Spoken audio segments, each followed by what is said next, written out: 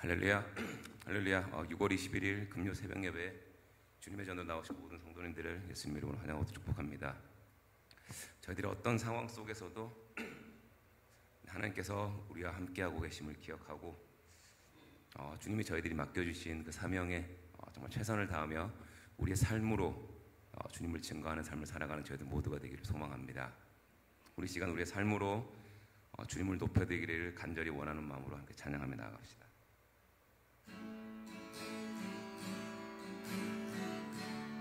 세상의 부와 세상의 부와 세상의 명예 세상 자랑 모두 내려놓고 날 구한 십자가 날 씻긴 보혈 주의 은혜를 깊이 생각합니다. 나의 나 된 것 내 모든 것 다 거저 받은 선물 내 삶을 은혜로 가득 채워주셨네. 나의 나 된 것 내 모든 것 선물 내 삶을 주신 분께 다시 올려드리니 나는 삶으로 주님을 노래합니다. 나를 통하여 주님만 높임 받으소서. 나는 삶으로 주님을 예배합니다. 나의 삶을 빛으로 사용하소서. 세상의 부와 세상의 명예 세상 자랑 모두 내려놓고 날 구한 십자가 날 씻긴 보혈 주의 은혜를 깊이 생각합니다. 나의 나 된 것 내 모든 것 다 거저 받은 선물 내 삶을 은혜로 가득 채워주셨네. 나의 나 된 것 내 모든 것 다 거저 받은 선물 내 삶을 주신 분께 다시 올려드리니 나는 삶으로 주님을 노래합니다. 나를 통하여 받으소서. 나는 삶으로 주님을 예배합니다. 나의 삶을 빛으로 나는 삶으로 주님을 노래합니다. 나를 통하여 주님만 높임 받으소서.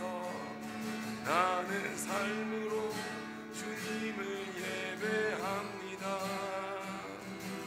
나의 삶을 빛으로 사용하소서.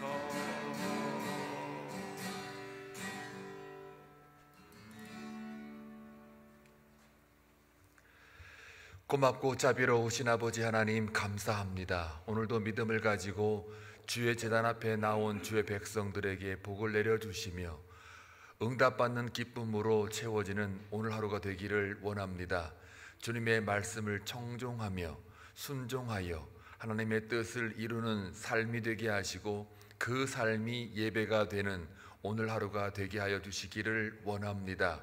한빛장로교회를 세우셨사오니 그 속에 속한 모든 공동체와 또한 함께 이루어가는 사역들 가운데 성령의 기름 부어주심으로 말미암아 협력하여 선을 이루어갈 수 있는 귀한 은혜가 있게 하여 주옵소서. 시무장로님으로부터 유치부 모든 어린 아이들까지 하나님 모두가 한마음으로 무너진 영성을 세워나가며 무너진 건물을 세워나가며 또한 이스라엘을 회복했던 것처럼 우리 한빛 장로교회가 온전한 회복으로 부흥으로 연결될 수 있도록 역사하여 주옵소서. 성도들 가운데에는 아픈 분들이 있습니다. 하나님 기억해 주시고 김광우 집사님 또 김광호 집사님 하나님께서 기억하심으로 말미암아 속히 회복해 주시기를 간절히 소원합니다. 화평 어르신들 하나님 남은 생애를 통하여 더욱더 예배하는 삶이 되게 하시고 주님을 사모하는 삶이 되어서 귀감이 되게 하시고 늘 기도가 끊이지 않는 그 어르신들의 삶이 될 수 있도록 역사하여 주옵소서. 오늘도 주의 말씀을 통하여 깨닫는 은혜가 있게 하옵소서. 말씀을 증거하신 전도사님에게 입술에 파수꾼 세워주심으로 말미암아 그 말씀이 생명의 말씀으로 우리에게 다가올 수 있도록 은혜 베풀어 주옵소서. 예수님의 이름으로 기도하옵나이다. 아멘.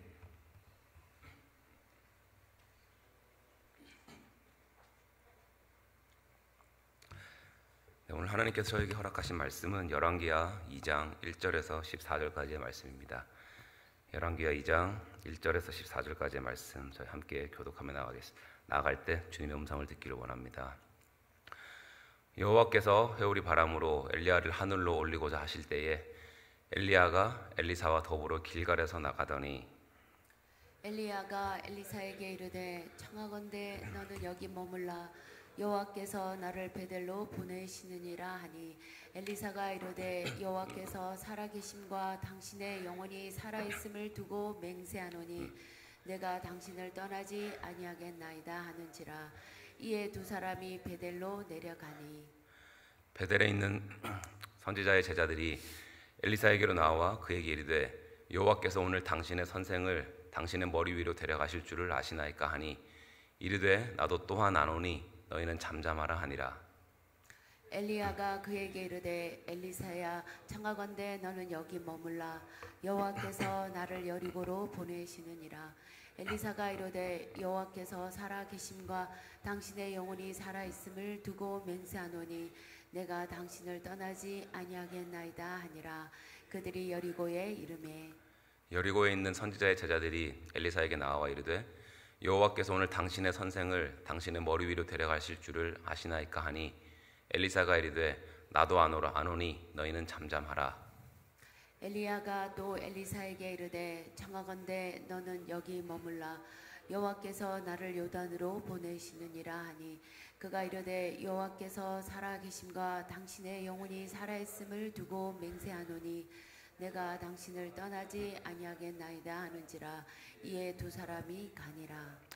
선지자의 제자 50명이 가서 멀리 서서 바라보매 그 두 사람이 요단가에 서 있더니 엘리야가 겉옷을 가지고 말아 물을 치미 물이 이리저리 갈라지고 두 사람이 마른 땅 위로 건너더라. 건너매 엘리야가 엘리사에게 이르되 나를 내게서 데려감을 당하기 전에 내가 내게 어떻게 할지를 구하라. 엘리사가 이르되 당신의 성령이 하시는 역사가 갑절이나 내게 있게 하소서 하는지라. 이르되 내가 어려운 일을 구하는도다. 그러나 나를 내게서 데려가시는 것을 내가 보면 그 일이 내게 이루어지려니와 그렇지 아니하면 이루어지지 아니하리라 하고. 두 사람이 길을 가며 말하더니 불수레와 불말들이 두 사람을 갈라놓고 엘리야가 회오리 바람으로 하늘로 올라가더라. 엘리사가 보고 소리 지르되 내 아버지여 내 아버지여 이스라엘의 병거와 그 마병이여 하더니 다시 보이지 아니하는지라. 이에 엘리사가 자기의 겉옷을 잡아 둘로 찢고 엘리야의 몸에서 떨어진 겉옷을 주워 가지고 돌아와 요단 언덕에 서서 다 같이 읽겠습니다. 엘리야의 몸에서 떨어진 그의 겉옷을 가지고 물을 치며 이르되 엘리야의 하나님 여호와는 어디 계시니까 하고 그도 물을 치매 물이 이리저리 갈라지고 엘리사가 건너니라. 아멘. 오늘 본문은 이스라엘 역사상 가장 악했던 그 아합 왕과 그의 아들 아하시아 왕 때 참 힘들었던 하나님의 사명을 모두 잘 감당했던 그 엘리야를 하나님께서 그를 회오리 바람으로 하늘로 데리고 올라가시기로 결정하는 장면으로 오늘 본문은 시작하는 것을 볼 수가 있습니다. 그리고 엘리야도 이제 하나님의 그 뜻을 알고 자기의 인생의 그 마지막 순간을 마무리하기 위해서 지금 자기가 있는 길갈에서부터 베델 그리고 여리고 요단까지 길을 떠나는데 여기서 저희들이 알 수 있는 거 첫 번째는 엘리야가 계속 나 좀 따라오지 말라고 이렇게 얘기를 했음에도 불구하고 끝까지 스토커처럼 자기를 따라다녔던 누가 있었죠? 엘리사가 함께 있었다는 것과, 그리고 두 번째로 알 수 있는 것은 이들이 지나갔던 그런 모든 장소들, 베델, 여리고, 요단에 선지자들의 제자들이 있는 걸로 봐서 엘리야는 이 땅에 있으면서 그 하나님의 말씀만 선포하는 사역을 했던 것이 아니라 여러 지역에 그 선지자 학교를 세워서, 요즘 말로 하면 신학교죠.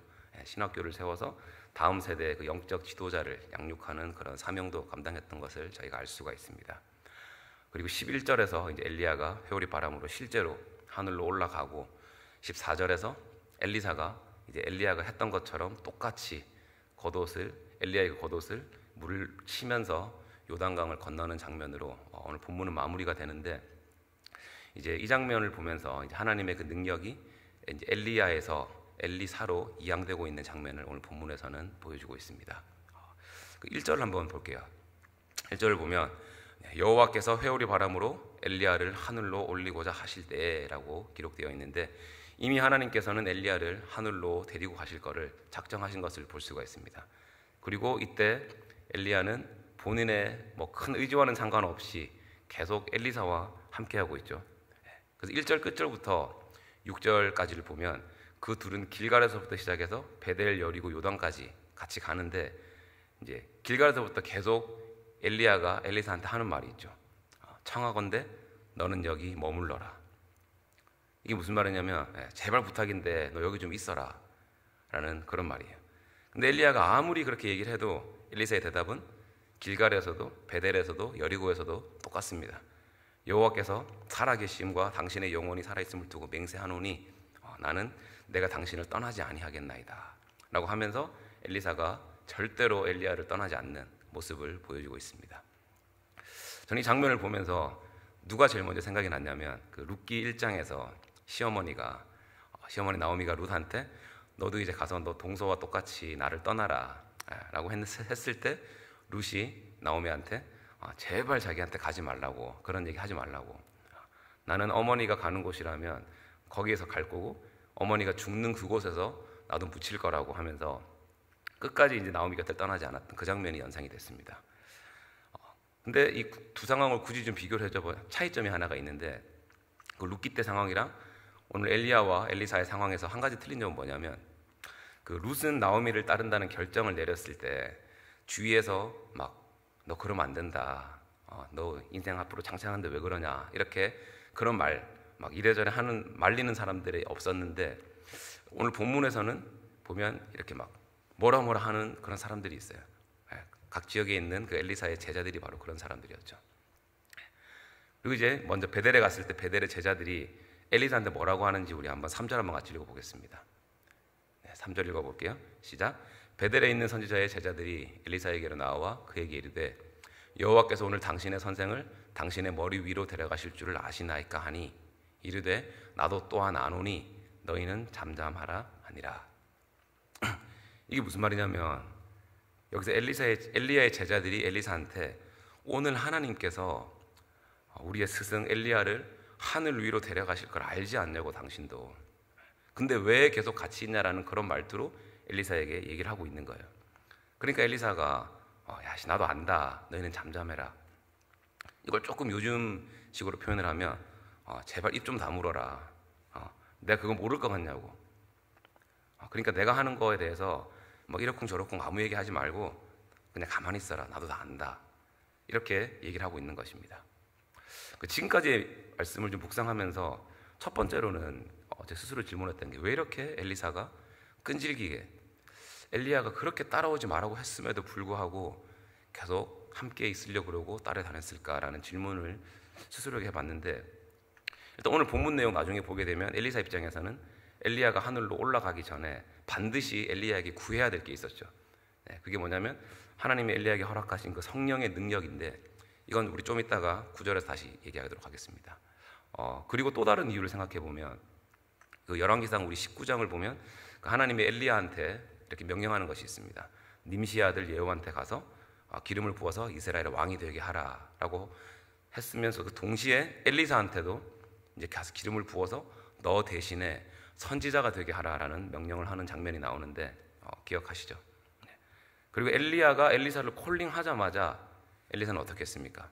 그게 바로 하나님의 부르심인 것을 확신하고 알았고 의심 없이 믿었기 때문에 조금의 망설임도 없이 자기가 가지고 있었던 그 12결의 소, 즉 자기의 재산을 다 불살라버리고 이제 엘리야의 제자가 될 수 있는 것을 됐던 것을 볼 수가 있는데, 그만큼 엘리사는 그 하나님의 부르심에 대한 확고한 믿음이 있었고, 또 자기를 향하신 그 하나님의 뜻을 더 정확하게 알기 위해서는 이 하나님의 사람, 이 엘리야와 끝까지 함께 있는 것이 최고의 방법이라고 믿었기 때문에, 그렇기 때문에 엘리사는 누가 뭐라고 해도 엘리야 옆을 끝까지 지키지 않았나라는 그런 생각을 해봤습니다.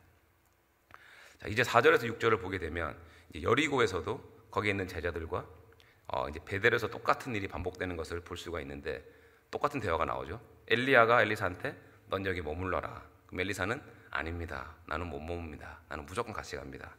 그 제자들은 또 이렇게 얘기하죠. 거기 있는 제자들은 하나님께서 당신 선생을 하늘로 데리고 간다.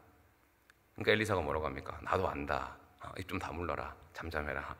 그러니까 이렇게 계속해서 주위에서 엘리사로 하여금 하나님이 주신 그 마음을 포기하게끔 만드는 사람들이 있었던 것을 볼 수가 있습니다. 이 장면을 떠올리면서 요즘 저희 주일 예배 때 계속 함께 묵상하고 있는 느헤미야가 생각이 나더라고요. 느헤미야가 성벽 재건을 하려고 할 때 산발락과 도비야, 겟셈 같은 자들이 얼마나 많은 방해를 했습니까? 그럼에도 불구하고 느헤미야는 그 성벽 재건이야말로 하나님께서 자기에게 맡겨주신 그 사명이라는 확고한 믿음과 그런 영적인 분별력이 있으니까 어떤 방해에도 전혀 흔들리지가 않잖아요. 제 개인적으로도 하나님 저한테 맡겨주신 어떤 사명을 감당하면서 나아갈 때 진짜 주위에서 방해가 많을 때가 있거든요.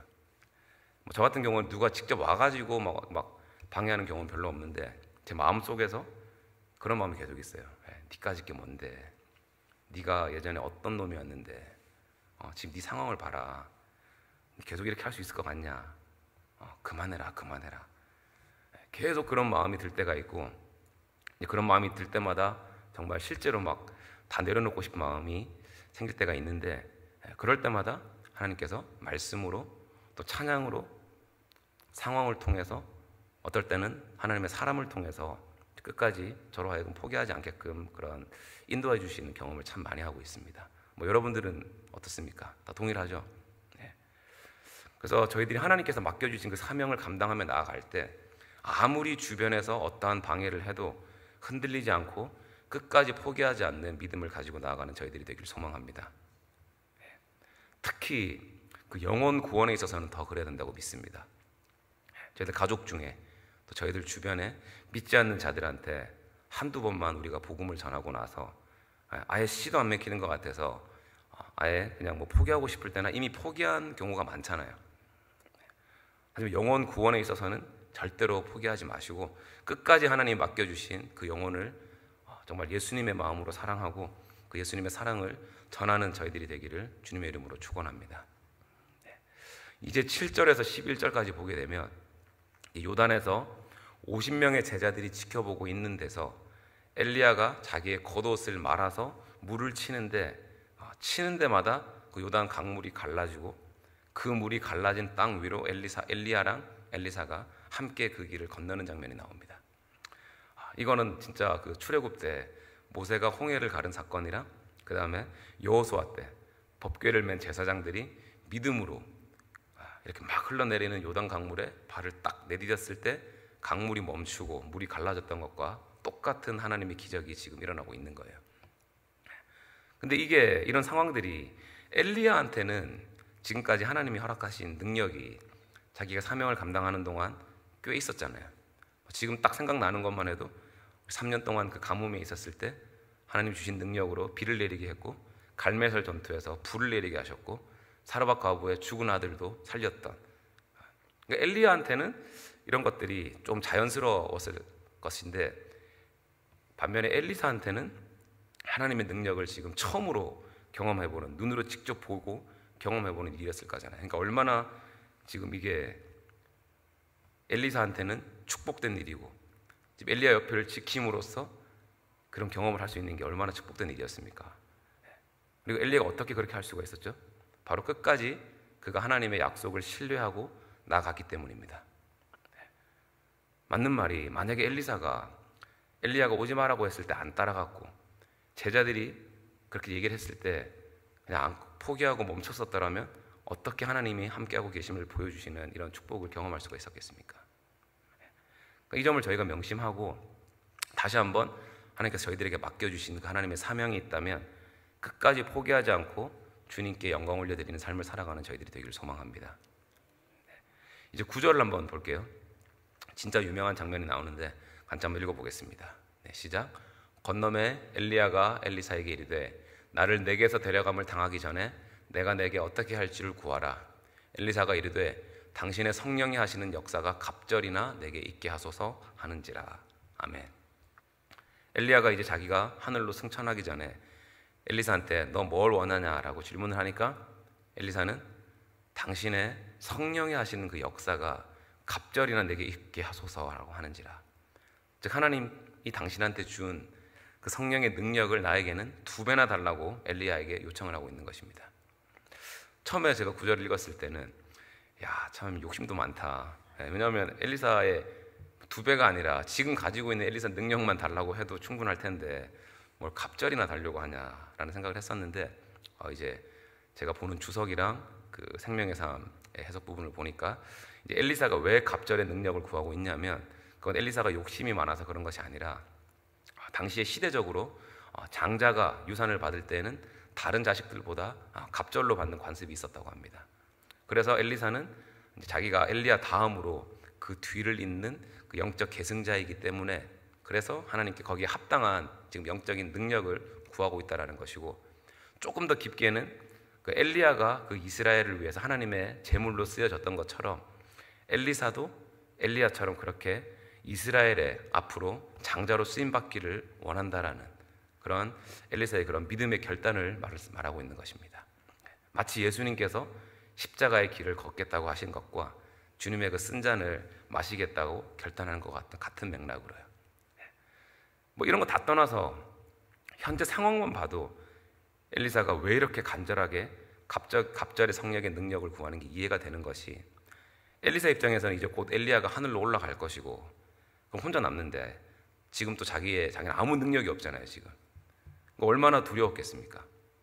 그래서 그만큼 하나님의 능력을 갑절로 구하고 있다는 거죠. 여호수아도 모세가 죽고 나서 얼마나 두려워했던지 신명기에 계속해서 반복해서 말씀하시는 하나님께서 두려워하지 말라, 담대하라, 내가 너와 함께 할 것이다. 그리고 엘리야는 이런 엘리사의 요구에 이렇게 대답을 합니다. 10절 읽어볼게요. 시작. 이르되 내가 어려운 일을 구하는도다. 그러나 나를 내게서 데려가시는 것을 내가 보면 그 일이 내게 이루어지려니와 그렇지 아니하면 이루어지지 아니하리라 하고, 엘리야가 여기서 어려운 일이다라고 말하고 있는 것은 엘리야의 요구가 투머치다라는 것이 아니라 그래서 어렵다는 것이 아니라 그 능력은 내가 주는 것이 아니라 하나님께서 주시는 것이기 때문에 자기한테 이런 요구를 해도 나는 못한다, 나한테는 어려운 일이고, 그러면서 엘리야한테 내가 아니라 나를 하늘로 올리시고 내게 능력 주시는 그 하나님만 바라보라는 거죠.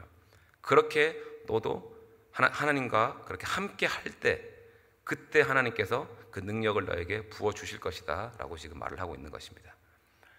그리고 엘리야의 이 말을 마지막으로 11절을 보면 창세기에 나오는 에녹처럼 엘리야도 살아있는 상태로 회오리 바람으로 하늘로 올라가고 불수레와 불말들이 지금까지 함께 있었던 엘리야와 엘리사를 갈라놓고 있는 것을 엘리사는 분명히 자기의 두 눈으로 목격하는 장면이 나옵니다.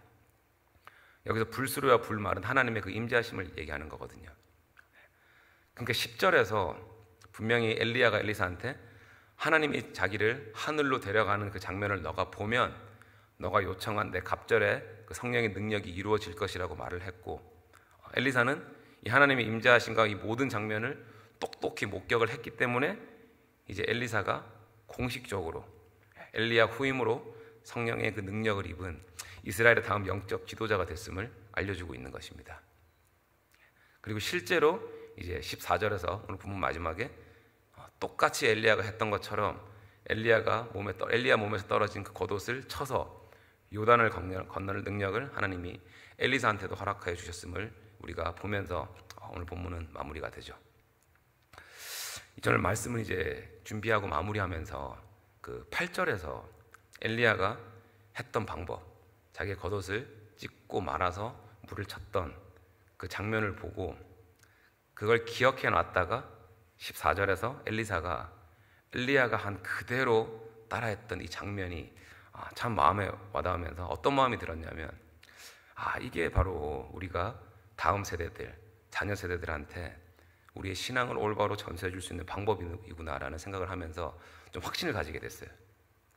이 장면을 가만히 보시면 엘리사는 엘리야한테 어떻게 요단을 건너야 되는지에 대해서 엘리야가 야, 너 이렇게 해야 된다, 이럴 때는 물을 여기를 쳐야 된다, 뭐 이런 가르침을 받은 게 아니잖아요. 그냥 지금까지 같이 있으면서 엘리야가 자기의 겉옷으로 요단강을 치는 것을 어떻게 했죠? 보고 자기가 한 것을 그대로 따라했던 것을 볼 수가 있는데, 그러니까 이것처럼 저희들이 항상 자주 많이 하는 실수가 말로 막 애들 가르치잖아요. 하나님 잘 믿어라, 교회 잘 나와라, 힘들 때 기도해라. 그렇게 하는 게 아니다. 말씀 기준으로 옳고 그름을 분별해라. 하나님 보시기에 정직한 삶을 살아라.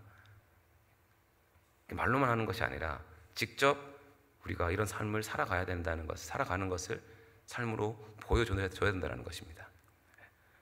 다들 아시다시피 자녀들은 듣고 배우지 않죠. 보고 배우잖아요. 저는 개인적으로 참 부러운 게 뭐냐면, 가끔씩 목사님께서 설교 시간에 그런 얘기 하시잖아요. 목사님이 어렸을 때 이제 그렇게 하기 싫었지만 그 어머님의 그 신앙과 그 영적인 카리스마로 가족 전체가 이렇게 새벽 예배를 매일 드렸던 모습을 보고, 그런 감정들, 또 어머니가 어떤 말씀을 전하시는 모습을 봤기 때문에 지금의 내가 있었다. 또 많은 분들이 보면 또 신앙생활을 오래 하신 분들, 대대로 신앙생활 하신 분들을 보면 이제 어릴 때 아무것도 모르고 할머니 손잡고 이제 새벽 예배를 나갔었는데 그때 그 기억과 영향으로 내가 자라서도 이렇게 신앙생활을 할 수 있었다라는 간증들 있잖아요. 그러니까 믿음의 가정에서 그러니까 안 자란 제 입장에서는 이런 간증들이 참 부러울 때가 많습니다. 근데 저 같은 경우에는 너무 부럽지는 않은 것이, 왜냐하면 제가 이런 선한 영향력을 많이 보고 배우고 있는 곳이 바로 우리 한빛장로교회 교인들한테 많이 배우고 있기 때문입니다. 여기 나오신 분들만 봐도 제가 뭘 보고 배우냐면 한 사람씩만 제가 한번 표현을 해볼게요. 제가 진짜 보고 배우고 있는 것들, 우리 목사님 하나님의 말씀을 정말 하나님의 관점으로 풀이하고 전하는 능력, 안상현 장로님 어떤 상황에서도 기도하시는 분, 우리 김상진 장로님 가르침의 은사가 있으시고 언제나 담대하신 장로님, 우리 권사님, 죄송합니다, 이름은 잘 모르지만 기도의 권사님, 우리 뒤 소미숙 권사님 하나님의 축복의 통로, 조성희 집사님 정말 마음에서 우러나는 마음으로 기쁨으로 하나님을 섬기시는 분, 백이자 권사님 묵묵하게 변함없이 주님께 나아가는 믿음의 소유자, 백태석 집사님 그런 백이자 권사님의 남편 농담이고요. 네. 기쁨으로 하나님을 섬기고 하나님이 기뻐 받아주시는 기도자, 우리 사모님 하나님의 그 마음으로 연약한 영혼을 챙기고 사랑하는 자, 이봉료 권사님이랑 윌리엄 주식사 나올 줄 알고 준비했는데 안 나오셨네요. 네. 혹시라도 자기가 저한테 제가 어떤 걸 배우고 있는지 궁금하신 분들은 새벽 예배 나오시기 바랍니다. 네. 저는 진짜 이렇게 배우고 있거든요.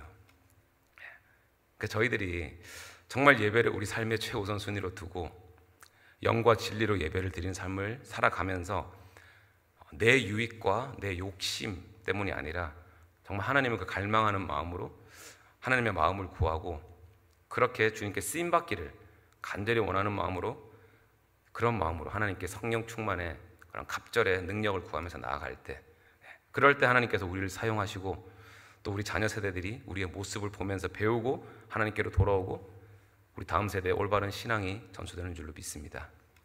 네. 이제 말씀을 마무리하는데, 물론 우리가 엘리야도 아니고 엘리사도 아닙니다. 하지만 저희들은 예수 그리스도를 통해서 하나님께서 우리를 하나님의 자녀로 삼아 주셨잖아요. 그래서 하나님께서는 우리들 각자의 삶을 통해서 하나님과 나라가 확장이 되고 또 이 땅에 하나님의 영광이 드러나고 나르기를 원하신다는 것을 우리가 항상 기억하고 어떤 방해가 있더라도 하나님께서 저희들을 맡겨주신 바로 그 자리에서 맡겨주신 그 사명에 최선을 다하면서 복음이 실제되는 삶을 살아가는 저희들 모두가 되기를 주님의 이름으로 축원합니다. 아멘. 기도하겠습니다. 하나님 감사합니다. 오늘도 저희를 예배의 자리로 불러주시고 하나님의 그 생명의 말씀으로 이 시간도 우리와 함께 계심을 깨닫게 하시니 감사드립니다. 주님, 저희들이 하나님께서 그 맡겨주신 사명에 있어서는 어떠한 방해가 있더라도 끝까지 포기하지 않는 믿음을 허락하여 주시옵시고 무엇보다도 우리의 매일의 하루의 삶에 성령 충만케 하여 주셔서 아버지 그 성령 충만함으로 저희들에게 맡겨주신 모든 일들, 우리에게 맡겨진 삶을 기쁨으로 살아갈 수 있고 감당할 수 있는 믿음과 능력을 허락하여 주시옵소서. 아버지, 저희들의 삶에서 예배를 우리의 삶의 최우선 순위로 두기를 원합니다. 날마다 말씀과 기도로 영과 진리로 예배드리는 삶을 살아가기를 원하오니 지금 우리의 삶을 통해서 예수 그리스도의 향기가 나타나게 하여 주시옵시고 우리의 삶을 통해서 하나님의 그 살아 역사하심이 증거되는 그런 하나님이 기뻐 받아주신 삶을 살아가는 저희들 모두가 되도록 인도하여 주시옵소서. 감사드리며 모든 말씀 우리 주 예수 그리스도 이름으로 기도드리옵나이다. 아멘.